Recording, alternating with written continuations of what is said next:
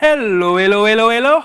We are back with more lessons online for you students at home. My name is Michael Wilson, and I'm going to be bringing to you some physics lessons today. But before I get into it, I want to remind you at home, students, parents, everyone, of the importance to keep yourselves clean, keep your areas clean. Always ensure that you sanitize your hands, wash your hands. The more important thing is to wash your hands very regularly for at least 20 seconds. If you do not have quick access, however, to soap and water, remember your hand sanitizer. So you just spray some in your hand like that, and you lather for at least 20 seconds. Now, I'm here for my physics students today, particularly those preparing for the CSEC examinations. I'm going to be bringing to you some tutorials in some past paper physics questions. We're going to attempt about 4 questions given the time that we have, and hopefully you will see how easy it is to attempt questions of this matter. We're under the topic thermal physics, and we're going to be looking specifically at heat capacity, that is heat capacity, and latent heat. Before we get into the meat of the matter, let us pray. Father, we thank you for online classes, we thank you for the internet, and we thank you for your grace. You have been wonderful to us by keeping us alive up to this day, where we can enjoy physics lessons, mathematics lessons, and everything that is available online for our learning, not just as students, but I'm sure as parents as well. As we are about to proceed into this lesson, we ask that you clear our minds and get us ready for learning. Be with us once more, and thank you for answering our prayers. For thine is the kingdom, the power, and the glory, forever and ever. Amen. Now we're going to be looking at 4 questions. So we will not waste any more time. Let's get straight into it. This is a question from 1988, and it is number 2 on the paper. Part A of the question says, an air conditioner is a device used for cooling buildings. An insurance company plans to build a block of offices which is to be air-conditioned. State and explain 3 features of the design which could reduce the amount of solar radiation entering the building during the day and hence reduce the cost of cooling the building. This question values 6 marks. And I want us to note that it actually says state and explain. It's very important that we pay attention to the command words that are given in the exam, and these can pretty much give an idea of how the marks are being allocated. Now, let's brainstorm a little bit. We want to prevent or reduce the amount of solar radiation entering the building. Now, in the context of physics, how can we do that? Radiation, solar radiation, as the question puts it, is pretty much a form of heat transfer. So we're really coming up with ways to prevent heat transfer from the sun to inside the building. And once we do that, we'll reduce the temperature in the building and therefore reduce the cost that it will incur to cool the building with the air conditioning system. All right, so 3 features.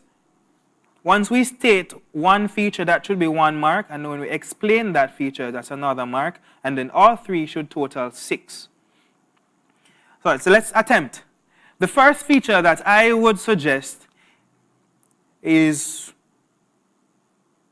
install insulators in the ceiling. Now in physics, we know that insulators are materials that prevent heat transfer or reduce heat transfer, as it were. So once we do that, if the roof is heated from the radiation, the insulator under the roof prevents the heat from being transmitted to the room, because that is what an insulator does. All right, so you see, I state the feature, install insulators in the ceiling, and then the explanation. We should have 2 marks so far. What else could we suggest to, alter the structure of the building so that solar radiation is reduced? My other suggestion is to use reflective materials on the roof. We can, if we recall, passing some buildings, especially in the Kingston area, there's one on, I think it's Hope Road. This building is made of glass, and you can actually see a reflection on that building. I can imagine that inside that building should be really cool, especially if they use air-conditioned systems in that building.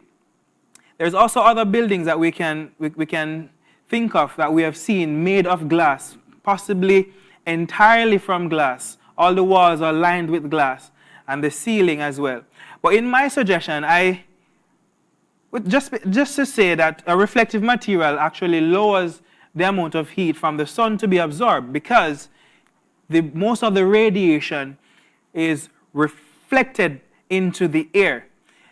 Some buildings actually use aluminum and other reflective material, such as aluminum. Now, we have 2 down, 1 to go.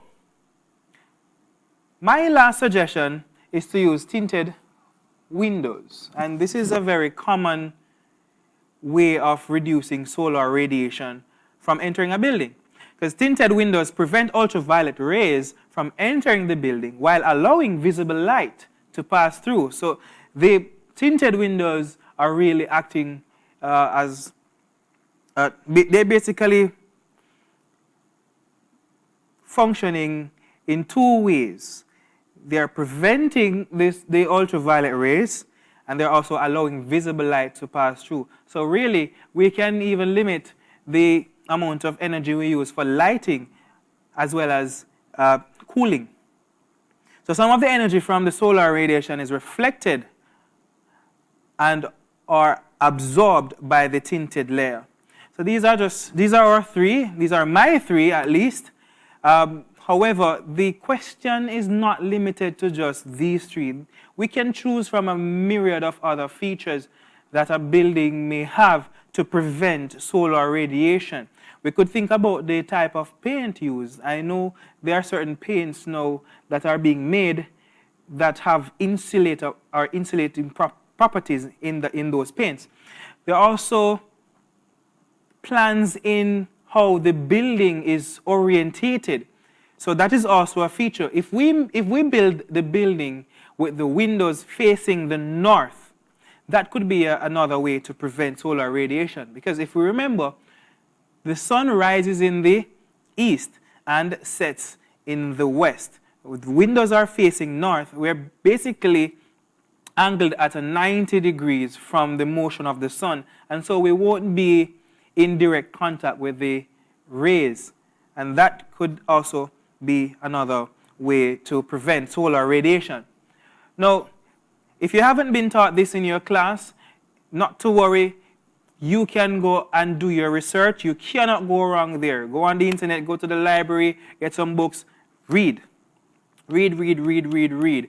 This comes under the topic heat transfer, and we look at conductors and insulators. All right, and the more you learn about conductors and insulators and the different types of heat transfer, then of course you have enough knowledge to answer a question like this. All right, so this is part A of the question. I'm sure there is more to it, so let's move on. Part B. Now we have a diagram to examine. It says an air conditioner, in the diagram as we can see there, it works in such a way that a fluid is evaporated on the room side of the conditioner, and with the help of the compressor, it is condensed back into the liquid state outside the room. So if we look at the diagram, we can see here the black shade represents the liquid, and of course the strokes represent the gas. So we see here where the liquid is converted to gas. On the room side, the gas passing through the compressor. I'm going to explain what I believe this does. And then we see now on the outside where the gas is condensed to liquid. Of course, we know that a change from liquid to gas is evaporation. Hence, we have an evaporator here. And a change from gas to liquid is condensation, and hence the use of a condenser. The question asks us to explain this process, or explain how this process is able to transfer thermal energy from the room to the outside. That is 4 marks. If we think about it, we really have 2 things to explain. A change of state from liquid to gas, in other words, evaporation, hence the evaporator. And change of state from gas to liquid, in other words, condensation, hence the condenser.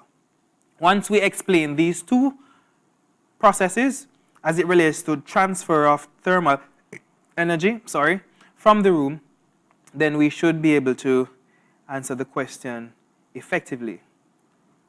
So let's make our attempt.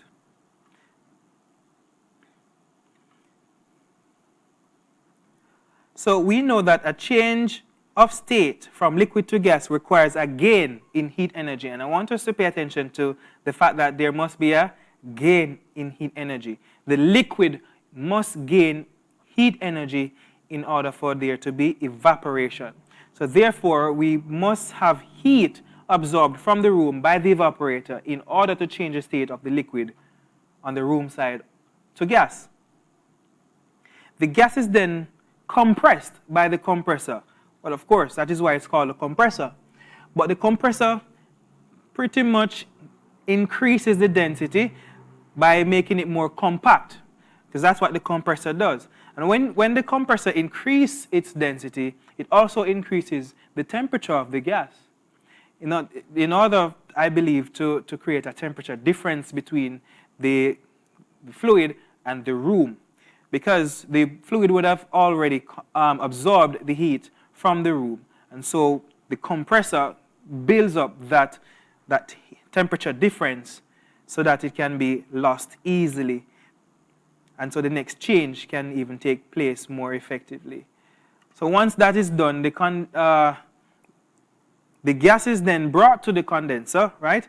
And then that gas is condensed by losing heat. In order for gas to be condensed, it must be a process where heat is lost. And so that heat must be lost to the atmosphere through the condenser, of course. And once that happens, the gas returns to its liquid state. This should be enough to explain what happens in the unit as we saw in the previous slide.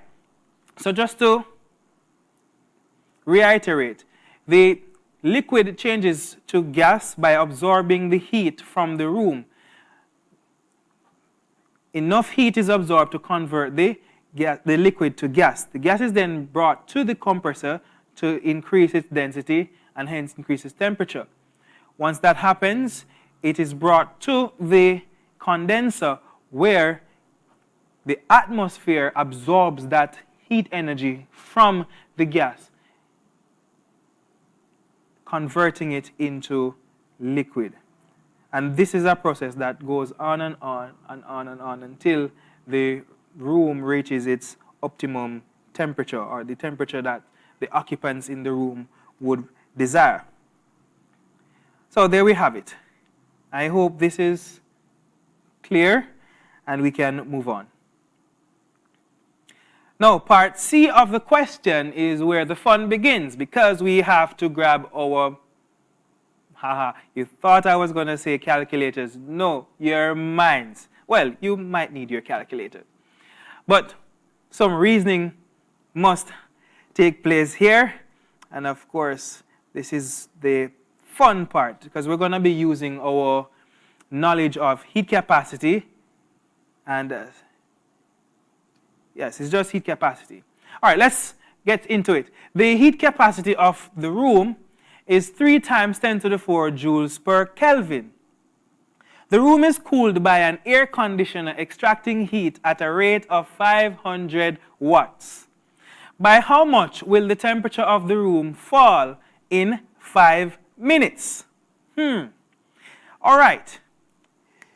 So we have some values there, and we're asked to find the change in temperature, because it says how much will the temperature of the room fall. So we're looking at a temperature decrease. Now, when we're answering questions like this, it's good that we identify our known values. Once we identify our known values and we establish the relationship among these values, then we can use that relationship to determine our unknown values. So let's just go ahead and do that. We know the heat capacity, do we? Yes, it says 3 times 10 to the 4. I'm going to write that as 30,000. Why is it 30,000? Why do I not use 3 times 10 to the 4? Because it's easier to type 30,000 in the calculator than 3 times 10 to the 4. If you're in the exam, that's a lot more buttons to press, and trust me, it takes time to press buttons on your calculator. The time might end on you. So let's look at it. 10 to the 4 is really 10,000, or if you like to think of it as 4 zeros behind the whole number. And of course, when we multiply that by 3, we get 30,000.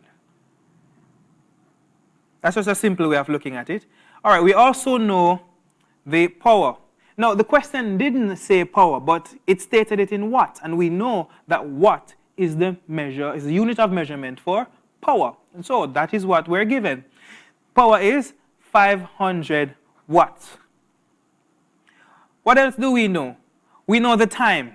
The question says in 5 minutes. But there's a problem here because minutes is not an SI unit. Our SI unit for time is seconds. And so we have to convert from minutes to seconds so that we can do our calculations correctly. There are 60 seconds in 1 minute. So therefore, there must be 60 times 5 seconds to give us 5 minutes. 60 times 5 gives us 300. And so our time would be 300 seconds. So these are our knowns. We know the heat capacity of the room. We know the power of the air conditioner. And we know the time that we're working with in terms of the change in temperature. Yes, change in temperature. That is our unknown value. That is what the question is asking for. All right. Now, heat capacity is a function of energy and temperature change. The temperature change is what we want to find, but we don't know the energy. So we cannot use the heat capacity to determine the temperature change. We must know the energy in order for us to do that. We cannot use an equation with 2 unknowns. That is impossible. Power, however, is a function of energy and time. So we see energy coming up again. We know power. The power is 500 watts. We know the time, and so we can determine the energy. Once we determine the energy, then we can determine the change in temperature. I believe we can go ahead and get that done. So we're going to determine the energy first, and then we're going to calculate the change in temperature. Heat capacity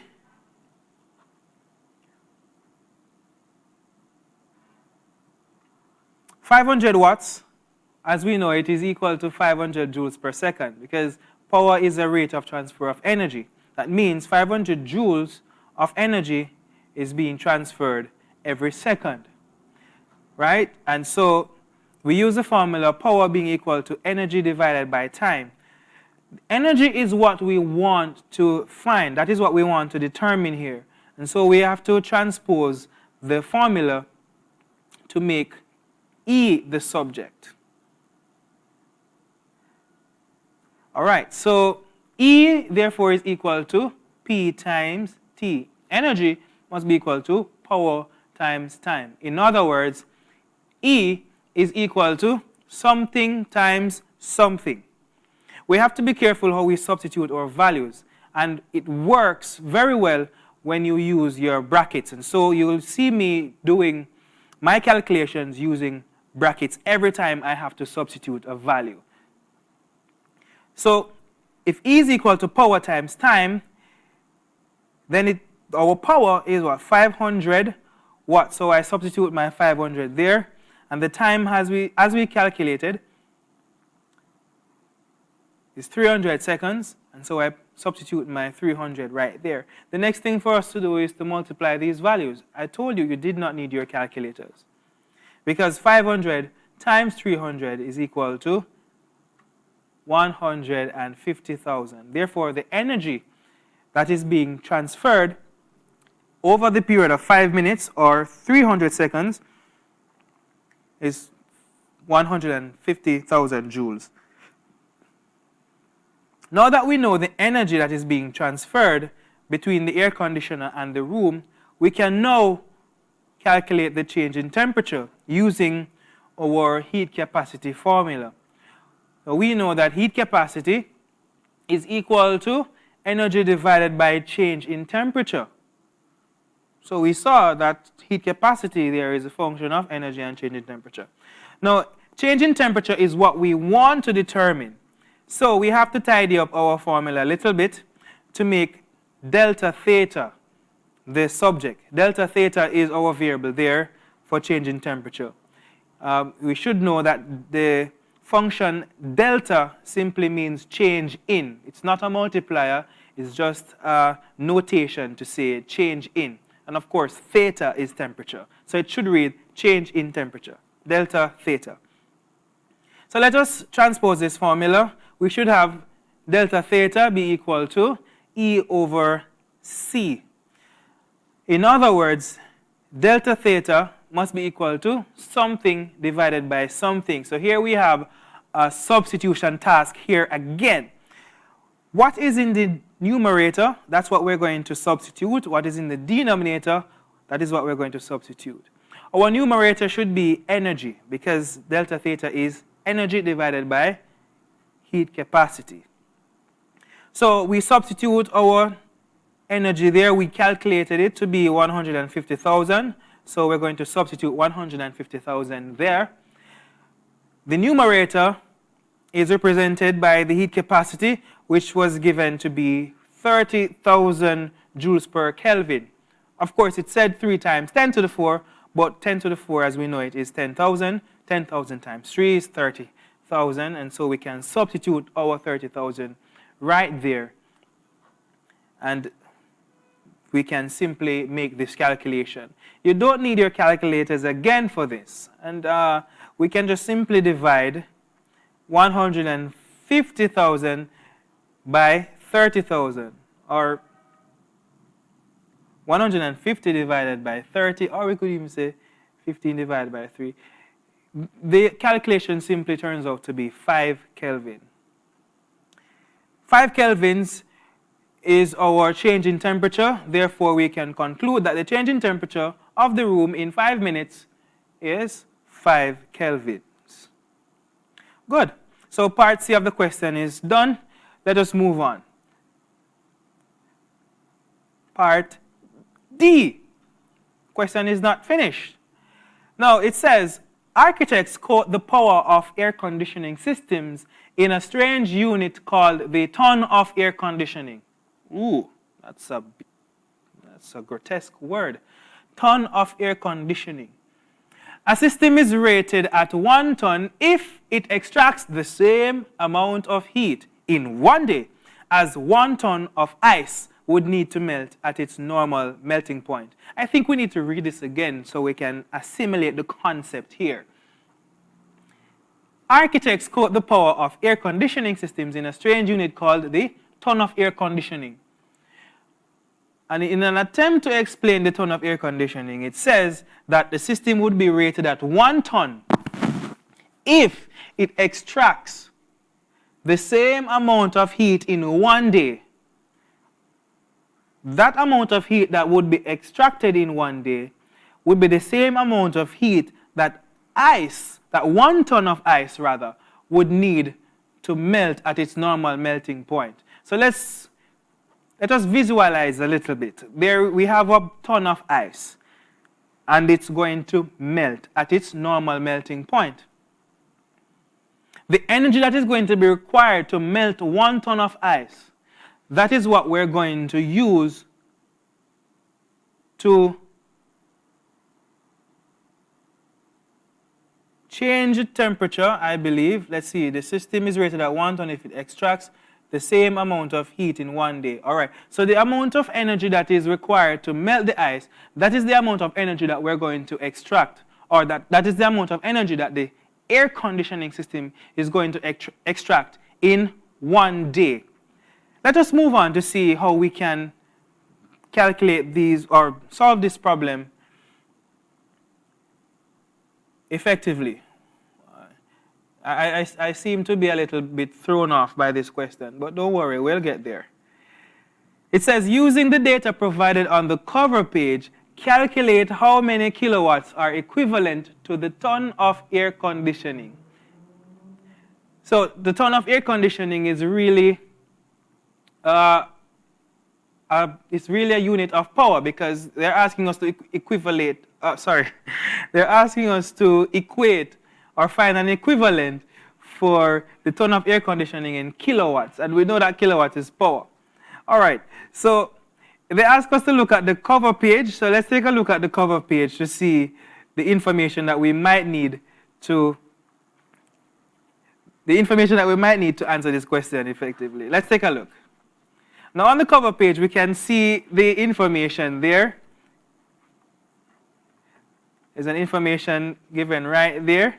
It gives us the specific latent heat of fusion of ice, which says it is equal to 3.3 times 10 to the 5 joules per kilogram. It also gives us information relating to the ton being approximately equal to 1,000 kilograms. So we're going to be needing these pieces of information in order to answer our question. All right. So what do we know? Remember, when we're solving questions like this, we have to identify the values that we know. Once we determine our known values, we can then, tailor our calculations to arrive at our unknown value. The specific latent heat of ice, as we were given on the front page, that's 330,000 joules per kilogram. It says 3.3 times 10 to the 5. But we want to use the value that we can simply enter into our calculator. 10 to the 5 is 100,000. And so when we multiply that by 3.3, we get 330,000. Notice also that the variable that is used, it says L subscript I. It simply means the specific latent heat of ice. The little I there simply means ice. We know that L simplifies the specific latent heat. All right. We also know the mass. Even though it says 1 ton of ice, we're going to equate that to 1,000 kilograms. Remember that we're working with SI units. So that is that. We have the specific latent heat of ice. We also have the mass of the ice. Is there anything else that we may be missing? Yes, we need to also identify our time. No, be careful. Time there is stated in day. It says 1 day, and day is not an SI unit. So we need to convert time in days to time in seconds. So the question is, how many seconds are there in 1 day? You may need your calculator.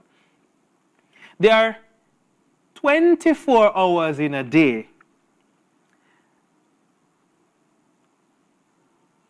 60 minutes in an hour, 60 seconds in a minute. So we're multiplying 24 by 60 by 60. 24 hours multiplied by 60 minutes multiplied by 60 seconds, and that should give us 86,400 seconds. So 1 day is equivalent to, or is equal to, 86,400 seconds. Now that we have these values, we can now see how well we can manipulate these values to arrive at our temperature. We need to, at our power in kilowatts. Great. So we need to determine the energy absorbed first. Once we do that, then we can calculate our power. The formula that we're going to be using to calculate our energy, since we're dealing with a change of state, we're going to use our specific latent heat formula, which says that E, the energy, is equal to the mass times the specific latent heat, in this case, ice. Energy is equal to 1,000 times 330,000. The mass is 1,000 kilograms, and the specific latent heat of fusion of ice is 330,000. Therefore, the energy that is required to change the state or to melt this ice must be this very enormous value here. This is 330 million joules. All right, so we need 330 million joules to melt 1 ton of ice. That means we're actually trying to find the power of an air conditioner that extracts 330 million joules in 1 day. So we need to calculate the power. We know the energy, so let's go ahead and calculate our power. Power is equal to energy divided by time. We know that the energy is equal to 330 million. The time is equal to 86,400. And if we divide these values, that works out to be 3,819.44 watts. Is this what the question asks for? The question says how many kilowatts. And so we have to bear that in mind, that since the question asks for kilowatts, we must convert by dividing the value by 1,000, correct, of course, to 2 decimal places. And so the power of the air conditioner must be 3.82 kilowatts. We can therefore conclude that 3.82 kilowatts is equivalent to 1 ton of air conditioning. I am running out of time, so remember you can always go back and watch this part over to get the concept. And it's really easy if you think about it. If you look back at the screen, you realize that we simply use the specific latent heat or fusion formula to calculate the energy that we need to absorb from the ice in order to melt it. And then since that is the same amount of energy that we need to absorb in 1 day from the air conditioner, we simply calculate the power using these values, the energy and the time. But we have to remember, though, how important it is to always convert your values to SI units if they are not already given as such. It's very important, because if you don't, your answers will be erroneous. So that was question 2 from the 1988 paper. This one is a question from 1991. It is question number 1, part C. It says, mothers often complain about their children wasting electricity by repeatedly opening the refrigerator door because the cold air falls out. I hear that all the time growing up, so I'm guilty. Using the following data, calculate how much energy in kilowatt hours has to be removed from the air in the refrigerator to be cooled from 30 degrees Celsius to 5 degrees Celsius. The information given here, it says the volume of the refrigerator is 0.40 meter cube. I would assume that that is the volume of air. Remembering that air, or any gas at all, takes up the volume and the shape of its container. The density of air is given to be 1.29 kilograms per meter cube. The specific heat capacity of air is given to be 600 joules per kilogram per Kelvin. And here's a conversion here. It says 1 kilowatt hour is equal to 3.6 times 10 to the 6 joules. So energy is what we're calculating here, but we're calculating it in kilowatt hours as the question specifically asks. All right, so our formula that we need to use to calculate the energy is the formula for specific heat capacity. E equals to mc delta theta, since we're dealing with temperature change.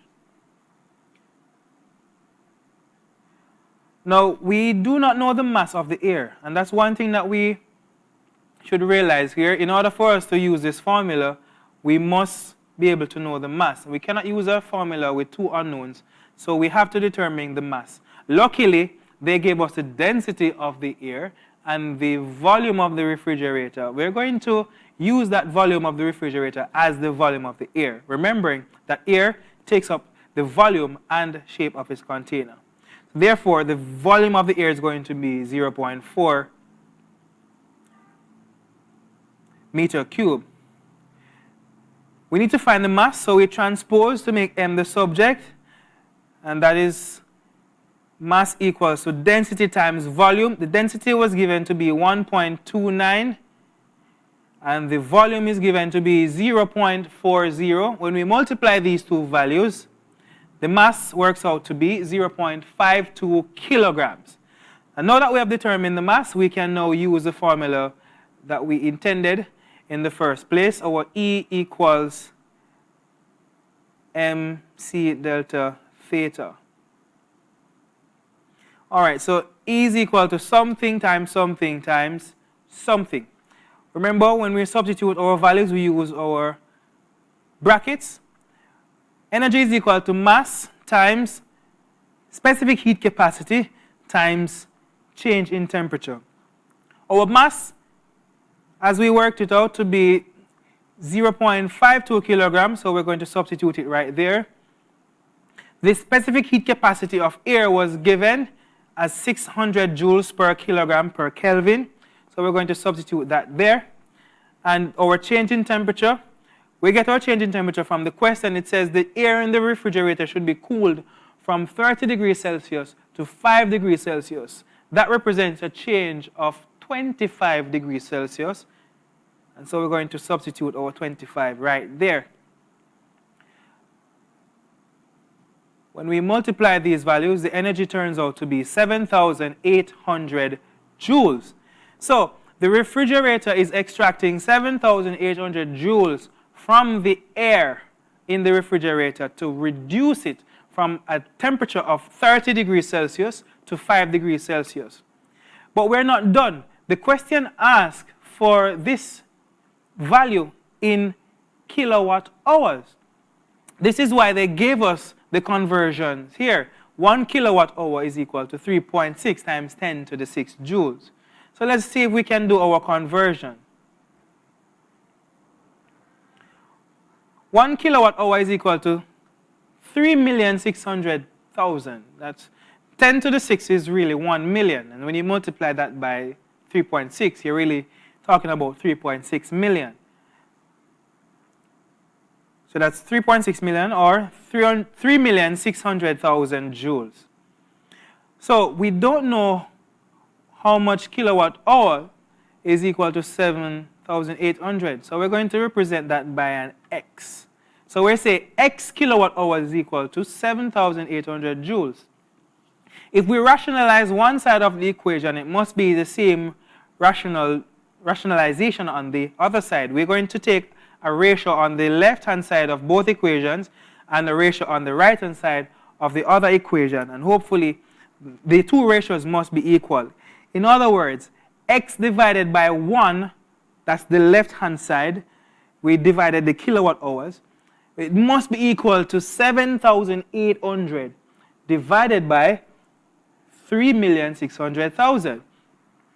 Of course, x divided by 1 is equal to x, and 7,800 divided by 3,600,000, that is equal to 0.002 kilowatt hours. So 7,800 joules must be equal to 0.002 kilowatt hours. And so we can now conclude that the energy required in kilowatt hours to reduce the temperature of the air from 30 degrees Celsius to 5 degrees Celsius must be 0.002 kilowatt hours. Good. So that is question 1, part C of the 1991 paper. That's all there is to it. We calculated the energy using our specific heat capacity formula, E equals mc delta theta. But then we had to make a conversion to kilowatt hours. And so we have done that. And so we can move on. 1992 is the next paper that we're looking at. And it is question 1 again. Part A of the question asks us to identify the materials below as good or poor thermal and electrical conductors by simply writing the words good or poor in the spaces provided. Let's just get straight ahead to do this. We know that air is not a good thermal conductor. Air is a fluid. It doesn't conduct electricity very well. And so that is a poor thermal conductor. We write poor there. Electrical conductor, no. Air is not a good electrical conductor either. So that's also a poor. We might want to question it in terms of the whole concept of the lightning. How does electricity pass through the air to hit the ground in the form of lightning?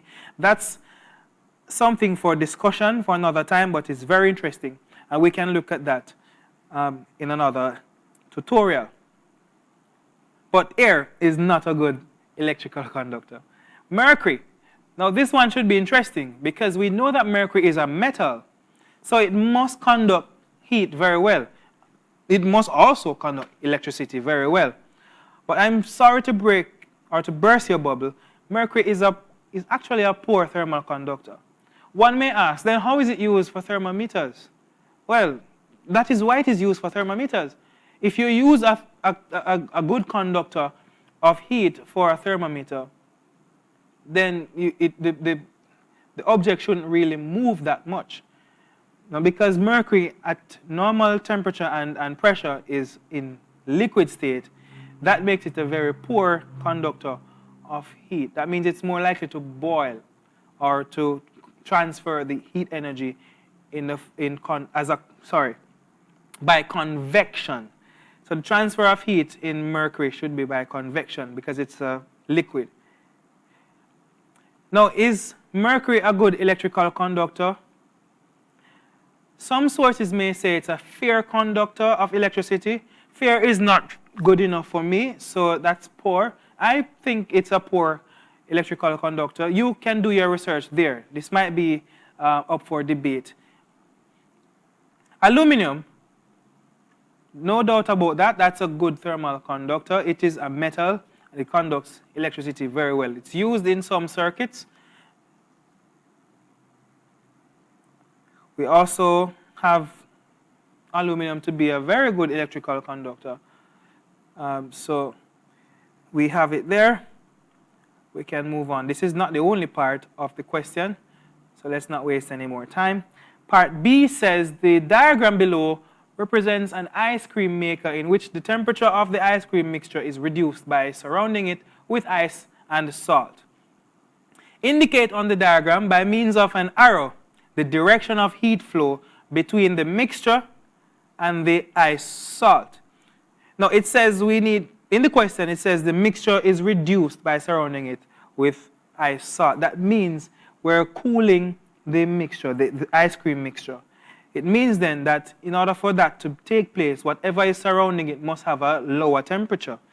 And we know that heat transfer happens from, or heat transfer occurs between, the heat transfer is from a high temperature to lower temperature. I stuttered there, but let's get it together. So heat transfer must be transferred from a high temperature to low temperature. And since the ice cream mixture has a higher temperature than the ice salt, then we are going to put our arrow pointing towards the ice salt. So heat is really transferred from the ice cream mixture to the ice salt. That's our one mark there. The other part of the question says we should explain why the inner container is made of a good thermal conductor while the outer container is made up of a poor thermal conductor. This is explicable, so let's just get to that. Now, the inner container is made of a good thermal conductor. Why?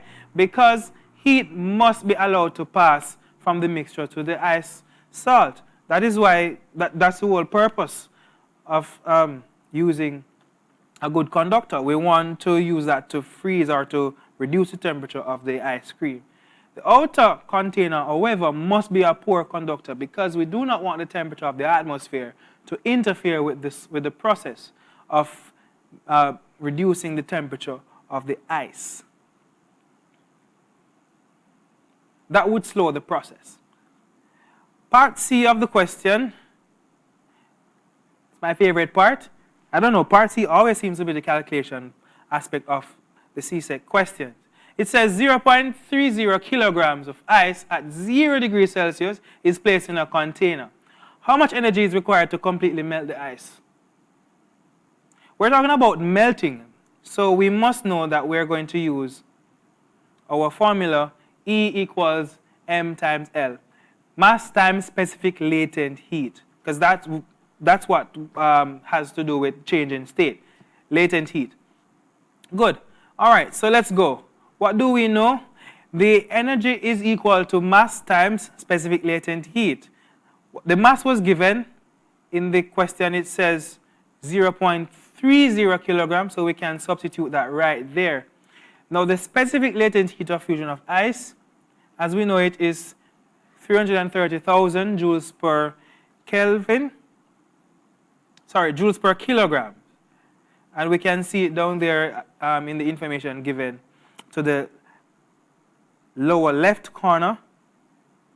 Still given as 3.3 times 10 to the 5, but we know that that is 330,000.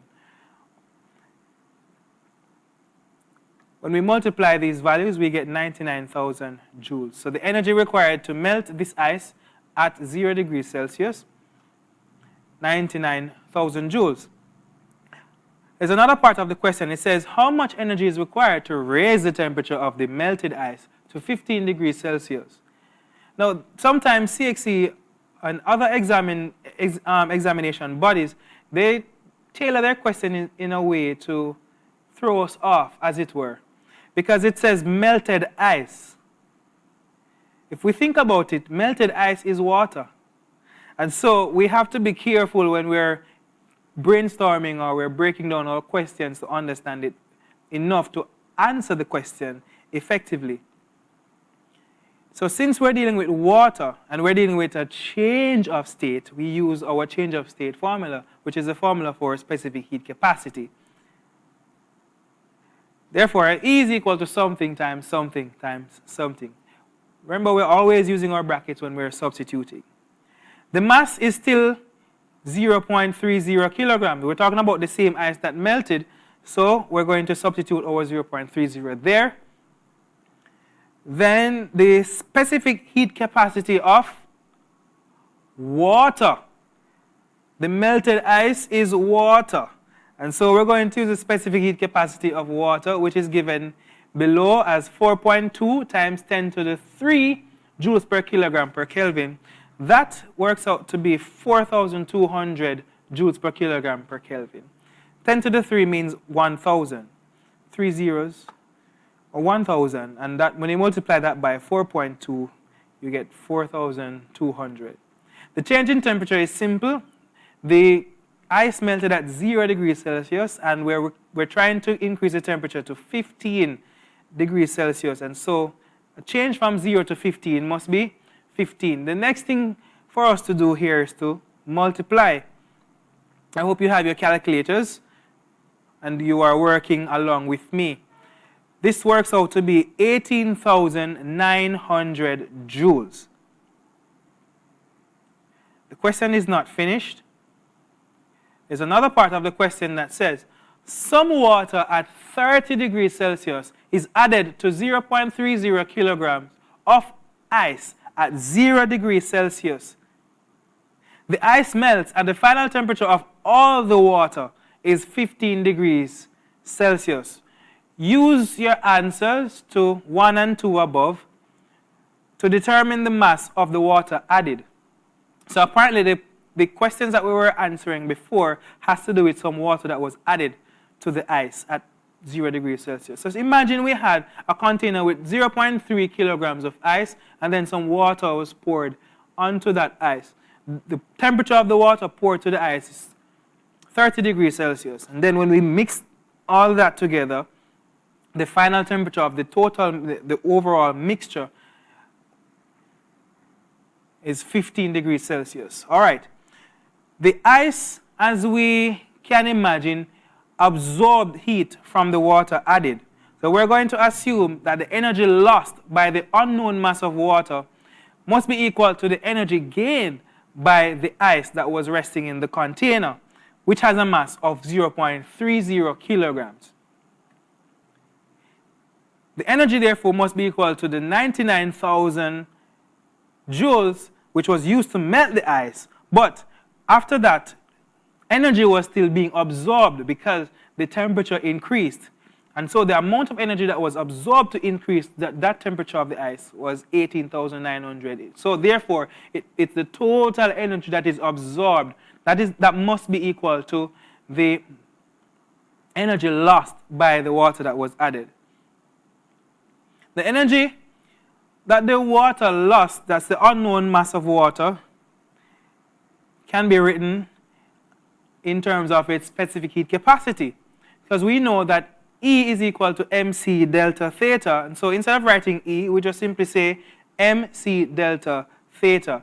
And of course, we also computed the two values. We added them, and we got 117,900 joules. That's the total amount of energy that was lost, the total amount of energy that was absorbed. So we can calculate. Well, we know the specific heat capacity of water. We can substitute that. That is 4,200, right? We can substitute that right there. And the change in temperature. Now, this is also tricky. We have to be careful.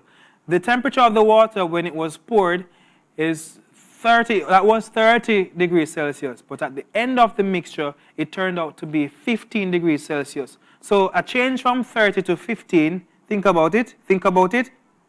Right, that is 15 degrees Celsius. Now when we simplify this a little, it is actually mass times 63,000. So 4,200 multiplied by 15 works out to be 63,000.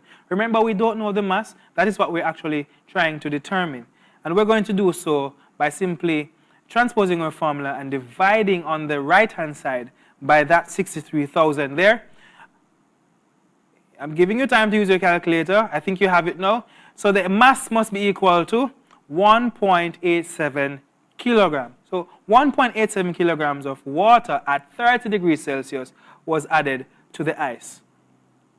All right, so I think we're at our final question, and we are running out of time. We're pretty much out of time, so let us do this as quickly as possible. This is 1993.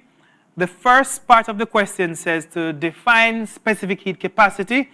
We can just simply go ahead and do that. Specific heat capacity, as we know it, is the amount of heat that is required to change the temperature of a substance of one mass by 1 Kelvin or 1 degree Celsius. The next part of the question asks us to explain what is meant by the term efficiency. Now, this is not a part of heat capacity or thermal physics for that matter, but we can just go ahead and answer this question.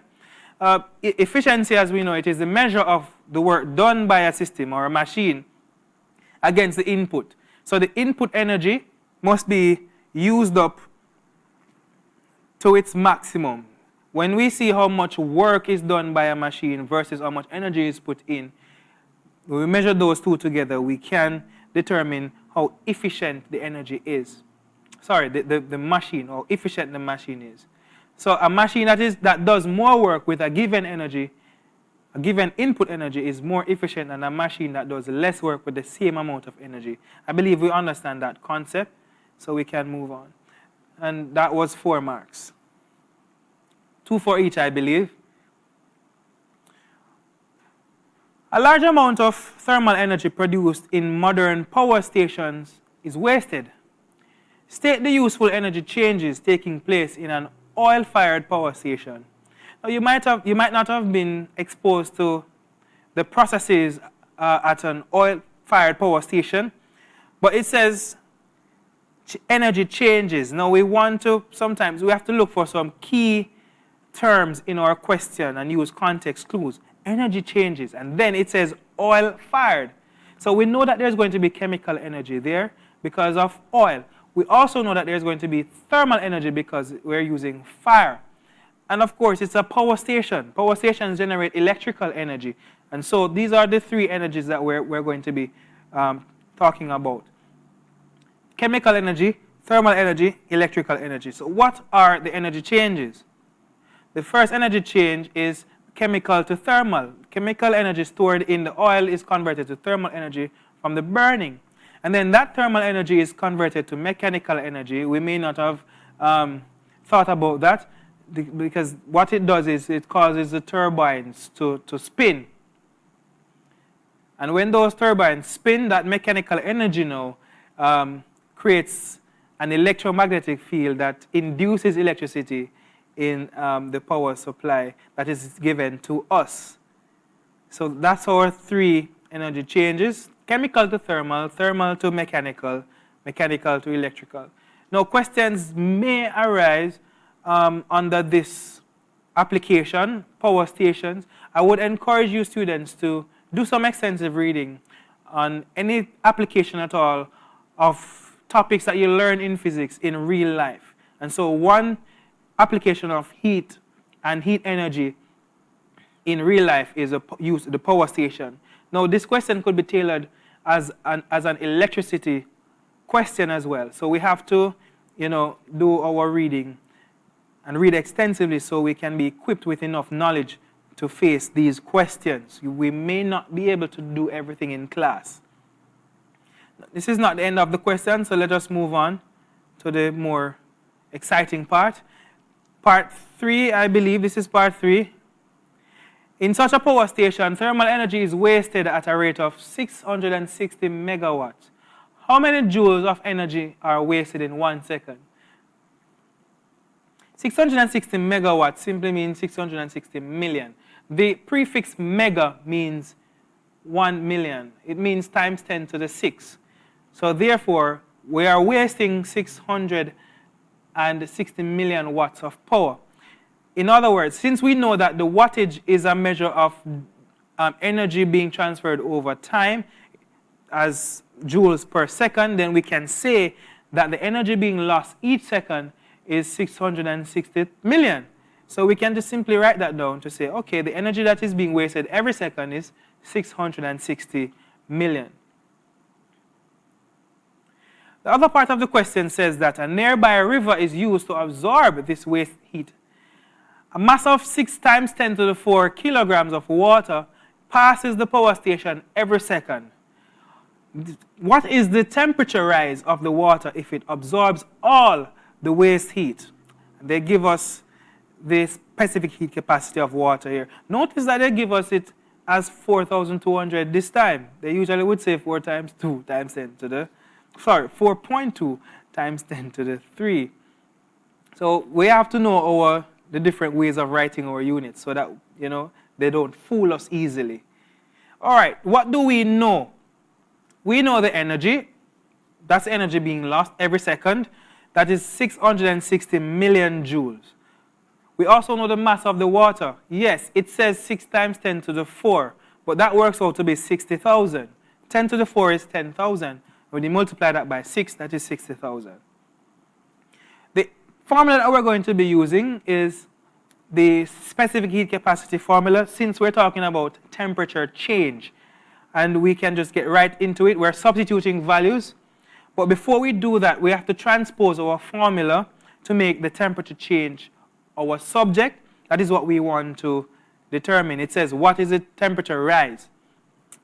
That's what the question is asking for. Therefore, temperature change must be equal to something divided by something. Energy divided by mass times specific heat capacity. Our energy as we know it, that is 660 million. And so we put it right there. That is what we have in the numerator. In the denominator, we have mass, and that works out to be 60,000. And our specific heat capacity, that is 4,200. I want to pause here to recommend to students to multiply the values in the denominator first. Because of how we are cultured to use our calculators, we might type 660 million divided by 60,000, and then we might punch the multiplication key, which would mean times 4,200. But if we do that, we're actually doing a wrong calculation there, because we're really dividing by 4,200 and not multiplying. The whole multiplication in the denominator may confuse us and lead us to want to type the multiplication there. But we have to be careful. If you want to do that, it's best to use your brackets. Or, as I've said before, multiply those values first, and then you make your calculation. So if you have 2.62 kelvins to be your answer, your solution here, then you're on the right path. If you made an error, follow my recommendation and try it again, and you will see your value there. Now, if you're going to do that, remember your values in the denominator simply means that you're dividing as well. So instead of saying 660 million divided by 60,000, you would also say divided by 4,200. So the temperature change of the water would be 2.62 Kelvin. Part 4 of the question says an alternative way of disposing of the waste heat is to use it to evaporate water. How much water would have to be evaporated each second if the latent heat of vaporization of water is 2.3 times 10 to the 6 joules per kilogram? I believe they're asking us for the mass of the water, and we're also going to assume that the water has reached its boiling point. Let us state our known values. We know the energy. It's the same energy that we're talking about, that waste energy there, 660 million. And we're going to use our specific latent heat formula since we're talking about change of state. So E is equal to something times something. We want to find the mass, and therefore we're going to make M the subject there. So instead of E is equal to something times something, we should have M equals to something divided by something. Energy is in the numerator, so we're going to substitute there 660 million. That is what we have as our energy. And the specific latent heat of vaporization of water, that is 2.3 times 10 to the 6. 10 to the 6 is 1 million. So we can say 2.3 million or 2,300,000. When we divide these values, the mass turns out to be 286.96 kilograms. So we can conclude that the mass of water that we need to evaporate, the energy that is wasted can only evaporate 286.96 kilograms of water. So that is our tutorial on some past paper questions under the topic thermal physics, specifically dealing with heat capacity and specific latent heat. I hope you saw the simplicity in answering the questions, the excitement in the calculation, and of course some theory tests as it relates to thermal conduction and so forth, the refrigerators and all of that. We even learn about a ton of air conditioning. Before I end, though, I want to give us some tips when we're approaching questions of this type under the same topic here, heat capacity and latent heat. Now, if the question involves a change in temperature, that's the pattern that I want us to acknowledge here. If it's a change in temperature, the formula that we're required to use is E equals mc delta theta, because delta theta, as we know it there, it means change in temperature.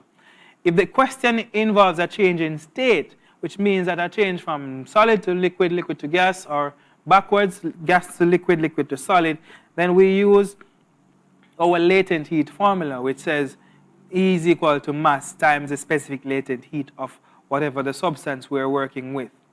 Sometimes the question may include both changes, as we saw there in the 1992 paper, where we had to total those two energies, the energy that was required to melt the ice plus the energy required to increase the temperature of the ice. So we simply would just add the two. So the total energy there would be the specific latent heat energy plus the specific heat capacity energy there. And it depends on what we are asked to find as well. Suppose we're asked to find the mass, then we'll have to manipulate the formula there. Ultimately, though, I want us to also pay attention that the question may require us to draw from other topics in physics. We saw there where we had to define efficiency. Yeah? And that has nothing to do with heat capacity. We also had to use power. We had to even use the density formula to derive mass. And so we have to be affair with as much topics as possible. On the Earth, we don't have enough time. Trust me, we do not have enough time to cover everything in class. And so you are always encouraged to do more research. Another thing that I want us to pay attention to is details. Sometimes questions are asked in such a way that some details are hidden in front of our eyes. And so when we're dealing with those questions, I would encourage you, please pay attention to those details. We saw in one case where we were to calculate energy in kilowatt hours. And so when we reach the conclusion in joules, we may be inclined to leave it there, but the question specifically asks to convert to kilowatt hours. And so it's very important that we pay attention to details. So that's it. I hope this was food for the brain. Thank you very much for joining in. My name is Michael Wilson. Feel free to contact me if you may be encouraged to attempt a few more past paper questions. You can shoot me an email, give me a call, and I'll be happy to work with you.